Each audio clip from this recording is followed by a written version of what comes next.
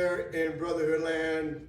Stewart here along with my good black belt, Terry Tate. So, quick story, we filmed this last night quickly. Then I get a text from Paul, the videographer, saying, what did it say, Paul? It didn't record.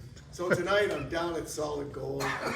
You guys go, yeah, I know. And I get this text from Paul, let's do it now. So, guys, Solid Gold or leave. I mean, during the lockdown, I was all you take out there.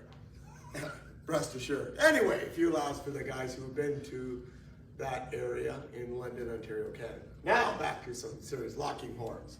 I was kind of doing that at Solid Gold tonight. Anyway, locking horns is more for in close grappling. Wasn't one of my fave, but the extension's kind of cheesy, but I'll leave that to some people who want to do that part of it. Anyway, I'm just going to go over some of the mechanics from the way we do it here. So it's for the front headlock. Somebody says, well, how do you get in that front headlock? And I say, just bend over. There, now you're in a front headlock. But anyway, a couple of things you want to remember. Everything I try to do and try to teach, especially when I was traveling years ago, was the two-way action. No matter what you're doing, everything two-way action will make it that much more effective. You have effective, you have ineffective, effective, most effective. I like to be most effective most of the time.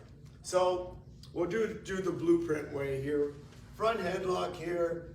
So at the same time you're stepping in, you're striking just above the patella and striking the groin. So when I'm doing that, I'm doing two-way action like this.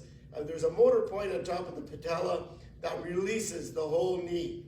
Since this one on the outside controls the bottom here from a meridian acupuncture point perspective, same time I'm striking into the groin, in and up, I'm striking in and down on the knee, same time. Same time I move, I'm moving that way. And I usually do it in a closed kneel. Some people do wide kneel. I do this in a closed kneel because it allows me a lot of torque. When I counter torque this way, and I'm gonna come up the volley, following line, path of action, the obscure elbow coming up this way here. As this comes up, I'm gonna counter torque, and I'm gonna strike down on the center line of the body between the xiphoid process and the umbilicus, striking down this way, brings him forward.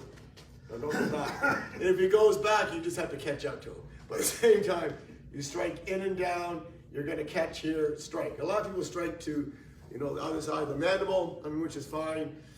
But if you're in Canada, you get charged, you go to jail and everything.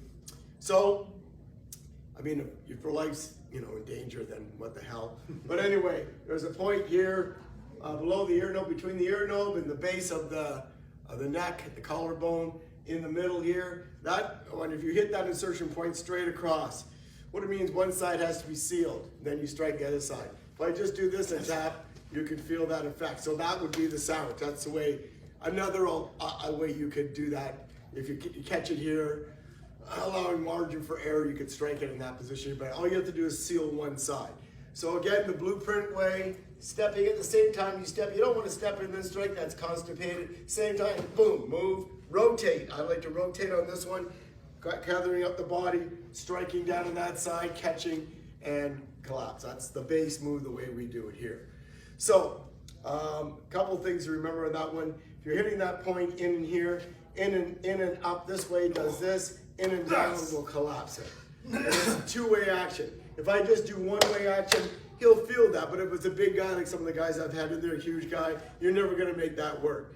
Two-way action will always make it work 99.9% of the time. Now, here's the what-if scenario. I like to go with the what-if. If I come this way here, and I strike this way here, and I rotate, and I come up this way here, to this position, he might grab me. If he grabs me this way, all I'm gonna do is move up the circle this way, counter torque. I can take him straight down.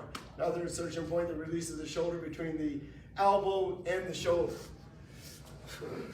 So that's just one scenario. Again, coming this way, I can strike this way, rotate, come up, he catches my arm, or he catches me, doesn't matter. He starts to put pressure on me, all I'm gonna do, instead of rolling with it, I'm gonna roll up the circle, rotate, take him down to the ground.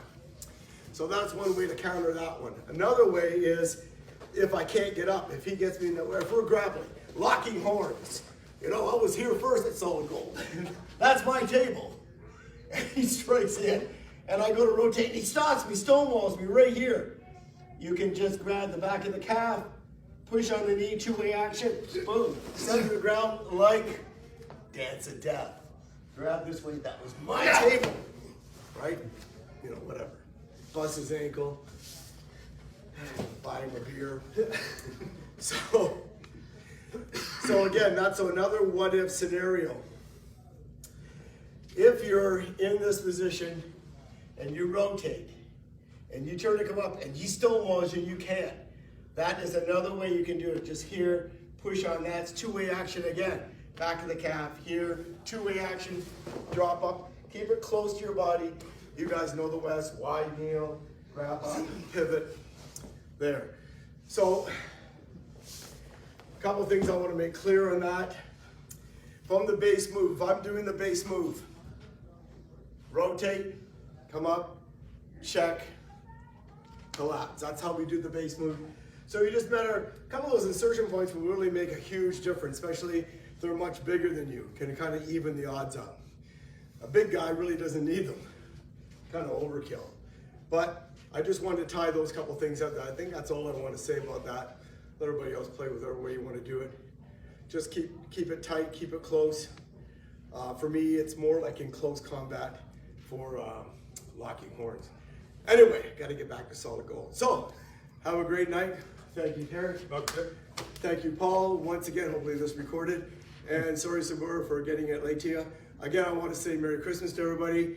And again, congratulating a couple months ago Sabur on his 9th, and more recently, Mark Lawler, longtime friend, on his 9th, and Dan the Man Mac on his 8th promotion. Congratulations to all of you. Love you all. Talk soon. All right.